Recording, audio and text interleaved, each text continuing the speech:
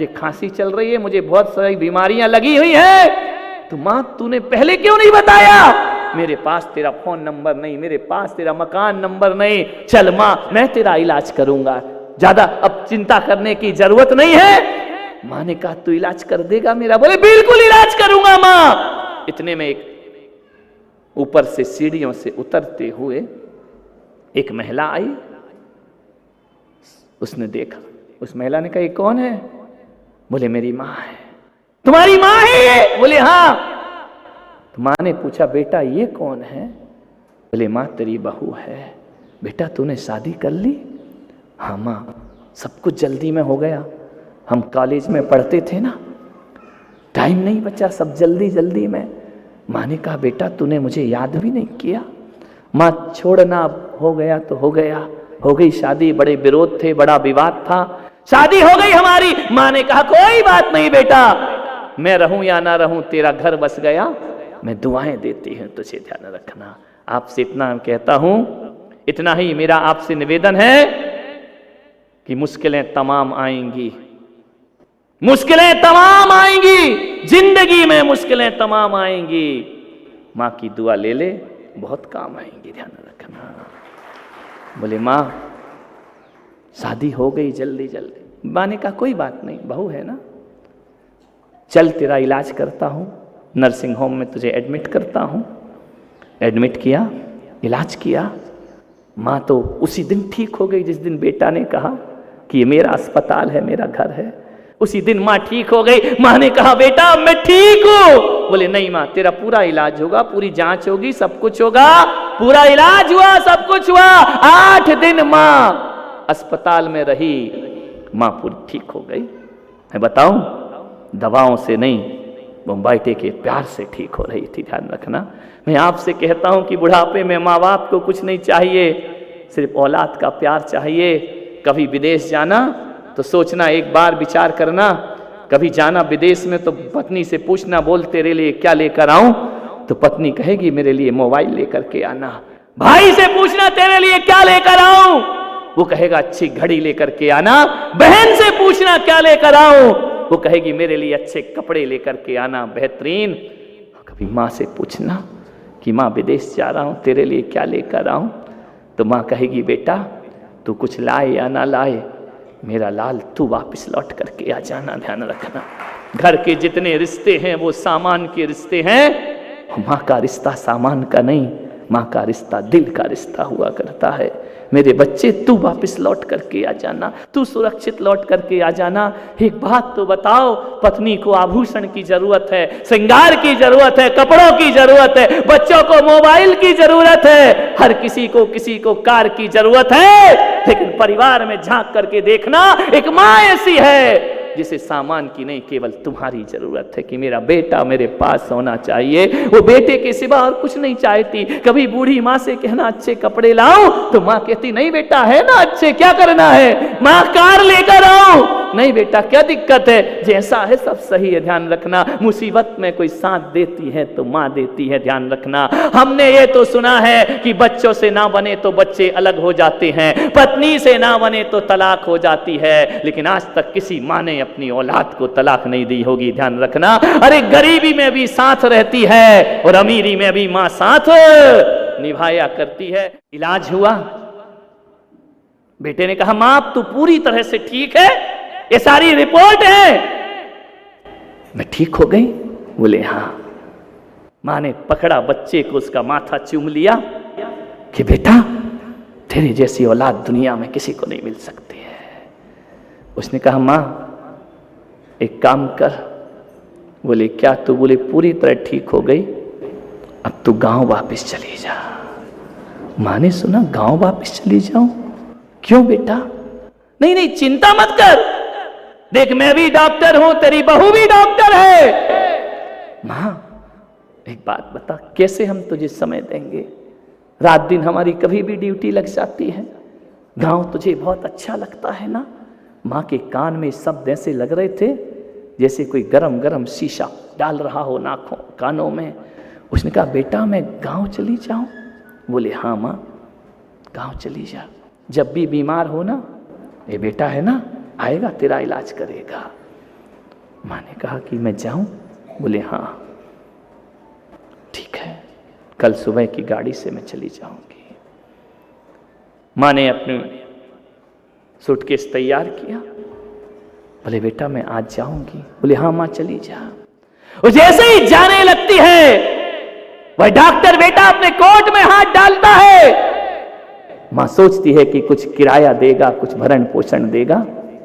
वो रुपया नहीं देता, वो एक कागज का टुकड़ा देता है और कहता है माँ 8 दिन तेरा इलाज हुआ है ना, उसका बिल काउंटर में जमा करके जाना।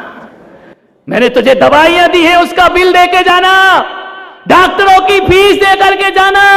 मां जो कुछ भी हो, इस अस्पताल के यही कायदे हैं कि जो भी हो बिल चुका के जाना पड़ेगा। मां ने पर्चा हाथ में लिया, एक निगाह पर्चे पे डालती है, एक बेटे पर डालती है। मां देखती है एक हाथ में बिल है और सामने खड़ा मेरा दिल है, ये बिल मांग रहा है मुझसे। मां की आंखें भर आईं, मां की जमीन खिसकने लगी पैरों तले। उसने कहा कि गांव वालों, मैं वहीं मर जाती तो अच्छी होती, कम से कम ये दिन मुझे देखने को नहीं मिलते। मेरी औलाद मुझसे बिल मांग रही है। उसने कहा बेटा, जो मां तुझे डॉक्टर बना सकती है ना, वो मां तुझे बिल भी चुका सकती है, ध्यान रखना। बस मुझे गांव जाने की मोहलत दे दे, तेरा पैसा मैं, ध्यान रखना, एक वचन देकर जाती हूं, सांस बाद में छोड़ूंगी, तेरा पैसा पहले चुकाऊंगी, ध्यान रखना। मैं मरने से पहले तेरे एक एक पाई चुकाऊंगी, बस बेटा मुझे घर जाने की मोहलत दे दे, ध्यान रखना। मैं गरीबी में तुझे पढ़ा सकती हूं तो दवाइयों का बिल मेरे लिए कौन सी बड़ी बात है, ये बिल मैं जरूर चुकाऊंगी। उस बेटे ने निगाह नीची कर ली। मैं तेरा बिल जरूर दूंगी, लेकिन आज ये मां तुझसे कहती है गांव जाने से पहले ऐसी निकम्मी औलाद पैदा हो गई इस धरती पर जो माँ बाप से पैसा मांगा करते हैं, ध्यान रखना। बचपन में भी पैसा मांगा, जवानी में भी पैसा मांगा, बुढ़ापे में भी पैसा मांगा। तुमने अपने माँ बाप को दिया क्या है अपनी जिंदगी में, ध्यान रखना। लिया ही लिया है, रातें कुर्बान की हैं उस माँ ने तुम्हारे लिए। उस माँ से बिल मांगते हो दवाई का, उस माँ से कहते मकान मेरे नाम कर दे, उस माँ से कहते दौलत मुझे दे दे। मान्यवर आपसे निवेदन, उस माँ ने कहा बेटा मैं भी तेरी माँ हूं, जरूर बिल चुकाऊंगी, लेकिन एक पर्चा यदि माँ दे देती ना कि बेटा तू 8 दिन का किराया मांग रहा है अस्पताल का, बोल मैं 9 महीने का किराया मांगती हूं अपने कोख का। है तेरी तिजोरी में इतना धन, मैं आपसे पूछता हूं औरंगाबाद वालों, कितने भी करोड़पति बन जाना, माँ की कोख का किराया चुका सको, इतनी बड़ी दौलत भगवान ने किसी को नहीं बख्शी इस धरती पर, ध्यान रखना। तुमने कह दिया कि दवाइयों का बिल दे, और माँ एक पर्चा पकड़ाती कि मैंने तुझे बचपन में अपनी आंचल का दूध पिलाया है, ए बच्चे मुझे मेरे दूध का बिल दे दे। ये दृश्य यदि सामने आ जाए ना तो सारी दौलत मिट्टी का ढेर बन जाएगी। बाजार में गाय का दूध मिलेगा, बकरी का मिलेगा, भैंस का मिलेगा, बाजार में माँ का दूध नहीं मिला करता है, ध्यान रखिए। उस दूध का किराया तुम्हारे पास है। तुम्हारी माँ कह दे कि बोल मैंने तेरे लिए रातें जाग जाग कर काटी हैं, उसका पैसा चाहिए मुझे। और माँ कह दे कि मैंने तेरे गंदे कपड़े धोए हैं, उसका बिल चाहिए मुझे। तो बोलो यहाँ इस बैठी भरी सभा में और यूट्यूब से सुन रहे लाखों लोग, मैं प्रश्न करना चाहता हूँ, क्या तुम्हारी तिजोरी में इतना धन है माँ की रातों के पैसा चुका सकोगे? ध्यान रखना, तुम्हारे पास इतनी दौलत है, माँ के अरमानों ने जिसने तुम पर लुटाए हैं, जीवन बर्बाद किया है, वो दे सको, ध्यान रखना। मैं आपसे एक ही निवेदन कहता हूं, ऐसी निकम्मी नपुंसक औलादें जो माँ बाप को बिल दिया करते हैं बुढ़ापे में, ध्यान रखिए। अरे माँ बाप के तो इतने एहसान होते हैं कि अपने शरीर की चमड़ी उतार कर 10 जन्म भी जूतियां पहनाओ तो भी माँ के ऋणों से कोई मुक्त नहीं हो सकता इस संसार में, ध्यान रखिए। माँ को जवाब देते हो, जिसने तुम्हें बोलना सिखाया उसे चुप कहते हो, तुम्हें शर्म नहीं आती है, ध्यान रखना। कैसे तुम माँ बाप से प्यार करते हो? एक बूढ़ा बाप यदि एक चीज को 2 बार पूछ ले तो बेटे को गुस्सा आता है। तुम्हें याद है वो दिन जब बचपन में एक चिड़िया आती थी तुम्हारे घर में, तुमने छोटे थे तो पूछा था पापा ये क्या है, पापा ने कहा बेटा चिड़िया है। थोड़ी देर बाद फिर आई चिड़िया, आपने कहा पापा ये क्या है, पापा ने कहा बेटा ये चिड़िया है। चिड़िया 10 बार आई, तुमने 10 बार पूछा, पापा ने कहा बेटा ये चिड़िया है। 10 बार पापा ने बोला, गुस्सा नहीं आया। लेकिन आज बुढ़ापे में बाप एक बात को 2 बार पूछ ले, बेटे को गुस्सा क्यों आ जाता है? बेटा क्यों कहता है? तुमको एक बार का समझ नहीं आता क्या? बार बार वही बात बोलना पड़ती है पापा, तुम्हें एक बार का समझ नहीं आता। यदि बचपन में बाप ने कह दिया होता तुझे एक बार का समझ नहीं आता, आज किस पर अकड़ते हो तुम? ये माँ बाप यदि तुम्हें पालते नहीं ना, जन्म दे के किसी कचड़े घर में फेंक आते, तो किस पर अकड़ते तुम? ध्यान रखिए, माँ बाप के दम पर अकड़ रहे हो ना तुम। मान्यवर, मेरा आपसे निवेदन है, लाखों रुपए कमाना बहुत आसान है, एक बच्चे को पालना बहुत कठिन काम हुआ करता है। ध्यान रखना, करोड़पति बनना बहुत आसान है, लेकिन एक बात ध्यान रखना, अपने माँ बाप को इज्जत देना बहुत कठिन काम होता है। दुनिया से सम्मान बटोर सकते हो, लेकिन माँ बाप, ध्यान रखना, भगवान के मंदिर जाते हो ना, भिखारी की तरह, भगवान मांगने के बाद देता है, गुरु मांगने के बाद देता है, बहन भाई मांगने के बाद देते हैं। माँ ऐसी भगवान है जो बिना मांगे बच्चे को सब कुछ दे दिया करती है। मांगने की जरूरत नहीं पड़ती है, माँ सब कुछ दे दिया करती है। मैं आपसे निवेदन करता हूं, हिंदू बनो, मुसलमान बनो, जैन बनो, सिख बनो, ईसाई बनो या ना बनो, धार्मिक बनो या ना बनो, मैं हर जन्मेदनी से यही कहता हूं, हर बेटे को इस जन्म में कोई बड़े ऑफिसर कलेक्टर बन पाओ या ना बन पाओ, हर बेटे को अपने माँ बाप का श्रवण कुमार जरूर बनना चाहिए। ध्यान रखना है, आज इस देश को श्रवण कुमारों की जरूरत हुआ करती है। ध्यान रखिए। एक अपनी बात समाप्त करता हूँ, समय ज़्यादा हो गया है। एक बेटे ने बहुत अच्छा ऑफिस खोला, पिता को बुलाया कि पिताजी आओ, देखो मैंने कितना कमाया है, कितना बड़ा आदमी बन गया, मेरे ऑफिस का उद्घाटन करो। पिता गया, जैसे ही गया पिता देखा कि मेरे बेटे ने बहुत कुछ कमा लिया, इतना बड़ा ऑफिस बना लिया है, इतना बड़ा व्यापार खड़ा कर लिया। मालूम है, उस बेटे से उस पिता ने पूछा कि बेटा एक प्रश्न कर सकता हूं तुझसे? बेटे ने बोला करो। बोले कि दुनिया में सबसे ज्यादा किस्मत वाला कौन होता है?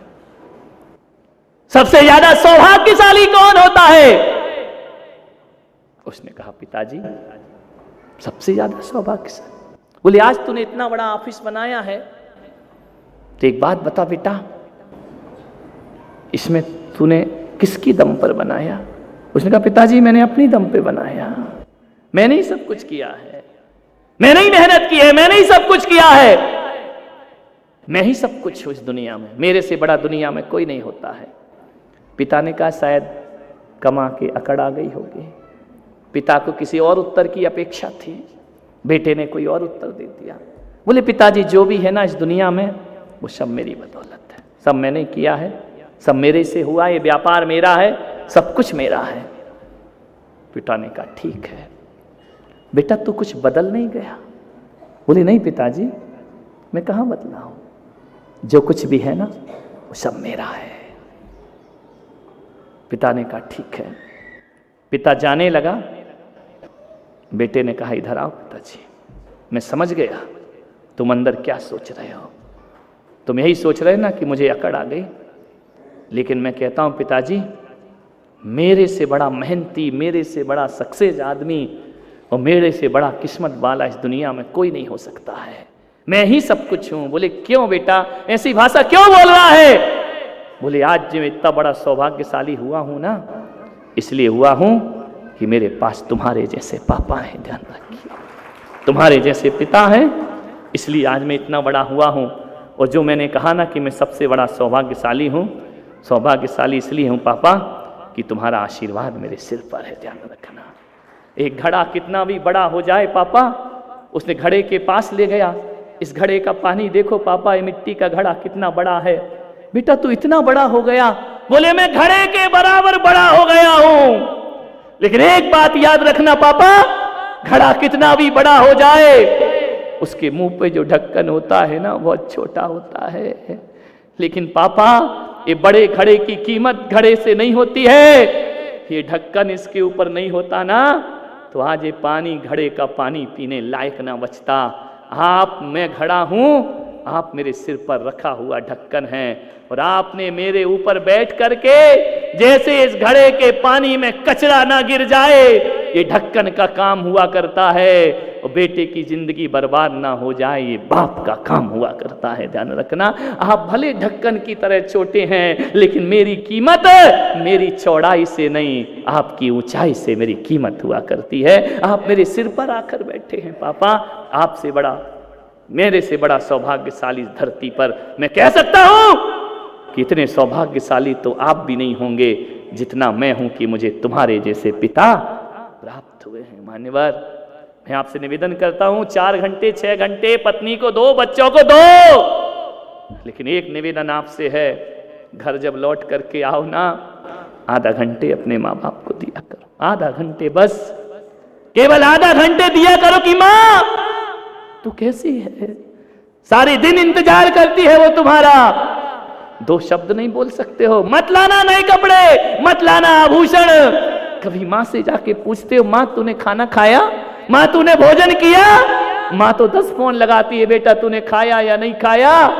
एक बार पूछना।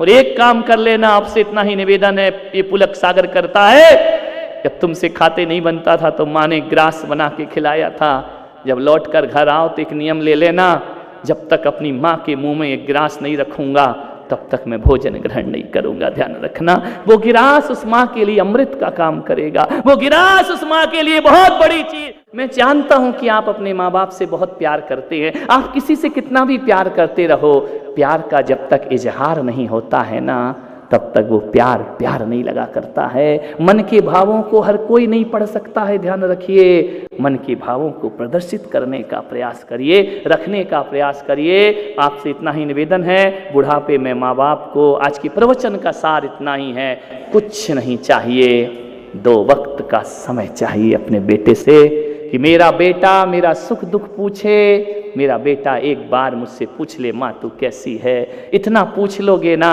मैं कहता हूँ इससे बड़ा उपहार माँ के लिए कोई दूसरा नहीं हुआ करता है। इतना तो पूछ लो माँ तू कैसी है। मान्यवर, बातें बहुत हैं, माँ पर इतना विषय है कि मैं साल भर भी बोलूँ तो कम नहीं पड़ने वाला, क्योंकि माँ कोई विषय नहीं हुआ करती है, माँ तो जिंदगी की सांस हुआ करती है। ध्यान रखना, मैं आपसे इतना ही निवेदन कर रहा हूँ कि सभी लोग मेरी इस बात का प्रयास करें, जिन जिन के बुजुर्ग वृद्धाश्रम में हों, जो मुझे सुन रहे हैं, वजह कुछ भी हो, मेरे प्रवचन और मेरा बोलना सार्थक करना है तो आज ही जाना और अपने माँ बाप को वापस अपने घर ले आना। कहना माँ ये तेरी जगह नहीं, चल तेरी जगह कोई और है, वो तेरा घर है, वो तेरा परिवार है। बहुओं से निवेदन करता हूँ कि आप भी एक दिन सास बनोगी, आपको भी कोई एक दिन विसार देगा, वह कर्म लौट कर ना आए।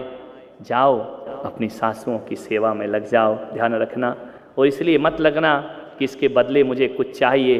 अरे दौलत मिले या ना मिले, प्यार मिल गया ना तो प्यार दोगे तो प्यार अपने आप लौट करके तुम्हारे जीवन में आएगा।